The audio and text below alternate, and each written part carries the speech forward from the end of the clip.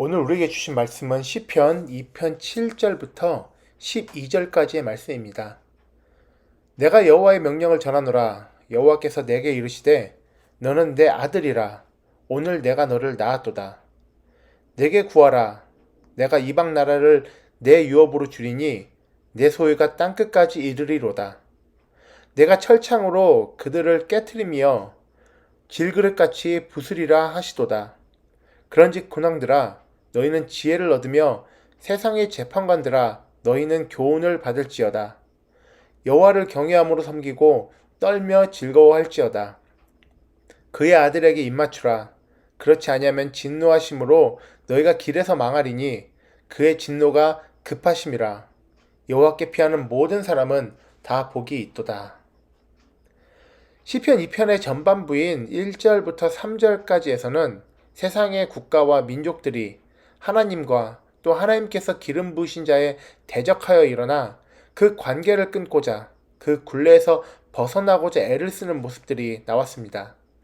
그리고 4절부터 6절에서는 그러한 그들을 바라보시는 하나님의 모습이 나옵니다. 그들의 그러한 헛된 행동을 보시며 하나님께서는 비웃으시고 결국은 분을 내시며 내가 나의 왕을 내 거룩한 산 시온에 세웠다 라고 못 박아 말씀하십니다. 그리고 오늘 본문인 이어지는 7절부터 9절에서는 그 왕, 바로 하나님께 세우신 그 왕이 내가 여호와의 명령을 전하노라 라며 이야기를 시작하고 있습니다. 하나님께서 그 왕에게 주신 말씀은 이것이었습니다. 너는 내 아들이다. 오늘 내가 너를 낳았다. 나에게 구하라. 내가 모든 나라를 너에게 줄 것이니 온 세상이 너의 소유가 되리라. 네가 쇠 막대기로 그들을 다스리며 질그릇같이 부셔버릴 것이다. 하나님께로부터 이런 말씀을 들었다면 정말 이처럼 든든한 말이 어디 있겠습니까? 하나님께서 친히 너는 내 아들이라 하시며 구하는 대로 모든 나라, 이 온 세상을 너의 소유로 만들어주겠다고 하십니다. 그리고 누구와 싸워도 지지 않고 오히려 그들을 다스릴 것이라고 말씀해 주십니다. 이 시편 당시를 배경으로 생각해보면 하나님께서 기름 부으시고 세우신 왕, 다윗으로부터 시작된 이스라엘 왕들에게 주신 말씀인 것입니다. 그리고 이어지는 10절에서 12절에서 이 땅의 군왕들에게 여호와를 경외함으로 섬기고 떨며 즐거워하라고 말씀하십니다. 그의 아들, 즉 그가 세우신 왕에게 입맞추고 그렇지 아니하면 결국 망하리라고 말씀하십니다. 이 부분을 묵상하며 다시 한번 생각해 볼 것은 이것입니다. 하나님께 무소불위에 가까운 그런 권한을 받은 그 아들이 세상을 향해 선포하기를 하나님께서 나를 이렇게 세우셨으니까 이제 나에게 복종하라 라는 게 아니라는 것입니다. 시편 기자는 그 시선을 여호와께로 돌립니다. 먼저 여호와를 경외함으로 섬기고 떨며 즐거워해야 한다고 이야기합니다. 그리고 그의 아들, 즉 왕에게 입맞추라는 것입니다.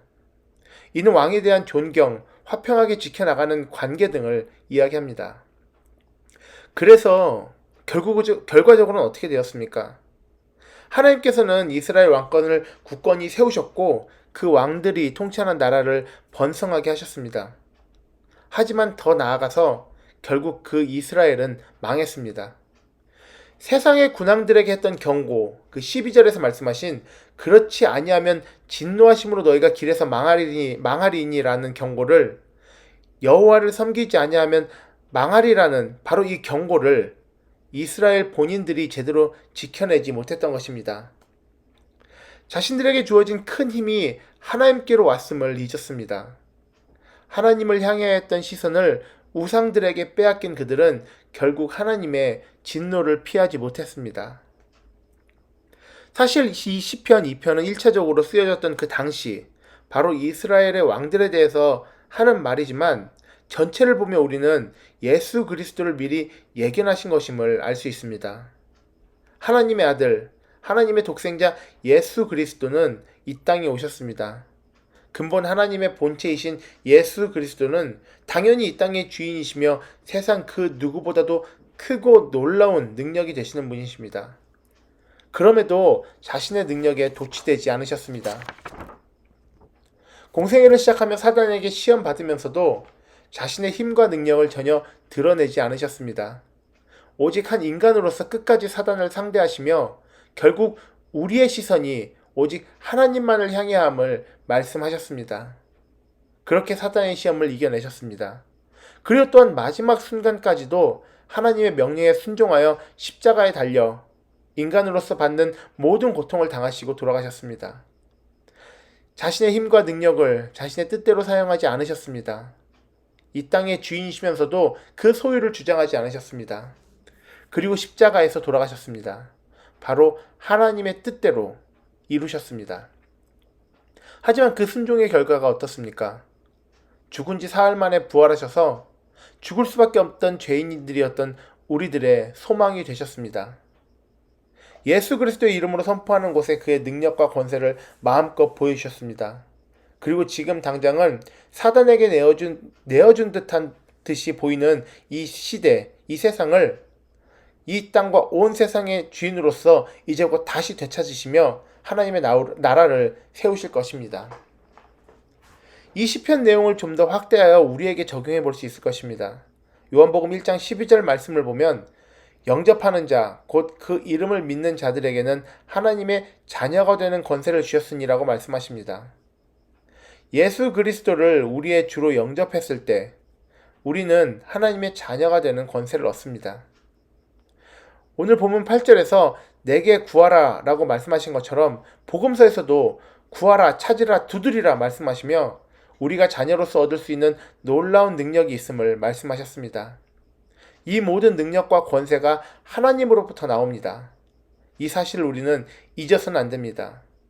이 사실을 우리가 망각하는 순간 우리는 결국 과거 이스라엘의 왕들과 같은 전철을 밟게 될 것입니다. 하나님으로부터 세워졌기에 그 누구도 그 무엇도 무너뜨릴 수 없는 우리의 견고한 성은 우리의 망각으로 간단하게 무너질 수 있습니다. 하나님 아닌 내가 혹은 그 어떤 것이든 하나님 앞에 앞서 나올 때 우리는 결국 망하게 될 것입니다. 우리는 하나님의 자녀로서 가장 본이 되셨던 독생자 예수 그리스도를 보며 따라가야 합니다. 내가 아닌 오직 한 분, 하나님을 위해 사는 삶. 내가 아닌 오직 하나님을 높이는 삶. 하나님께서는 그 사람을, 바로 그 자녀를 직접 높이 세우시고 그 귀하고 선하신 뜻대로 사용하실 것입니다.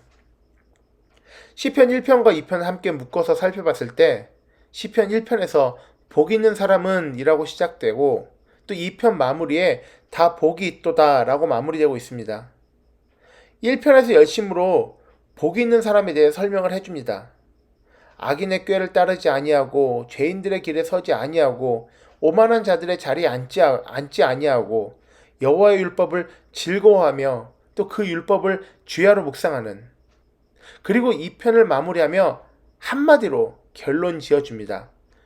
여호와께 피하는 사람은 다 복이 있도다. 어떤 다른 조건은 필요 없습니다. 남녀노소, 많이 배웠든 적게 배웠든 돈이 많든 적든 잘생겼든 못생겼든 여호와께 피하는 사람은 모두 다 복이 있습니다. 여호와를 경외함으로 그의 말씀을 사모하고 묵상하며 즐거워하는 것, 그리고 그의 아들 예수 그리스도에 입맞추는 바로 그를 믿고 그를 따르는 삶, 그 인생은 다 복이 있습니다. 우리 모두가, 또 우리 가정이, 우리 교회가 여호와께 피함으로 다 복이 있기를 예수님 이름으로 기원합니다.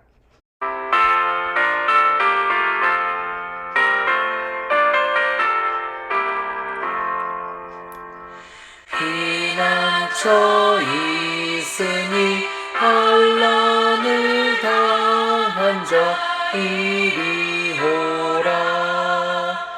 땅들이 변하고 물결이 일어나 산 위에 넘치되 두렵잖네. 이방이 떠들고 나라들 모여서 진동하나. 우리 주 목소리 한 번만 바라면 천하의 모든 것 망하겠네. 만유자 주 하나님 우리를 도우니 피난처요. 세상의 난리를 그치게 하시니 세상의 점검이 쓸데없네. 하나님 감사합니다. 죽을 수밖에 없던 이 죄인을 살리신 것만으로도 큰 은혜인데 예수 그리스도를 믿음으로 하나님의 자녀되는 권세까지 허락하셨으니 정말 어떤 말로도 이 감사를 표현할 길이 없습니다. 하지만 우리 때로는 망각합니다.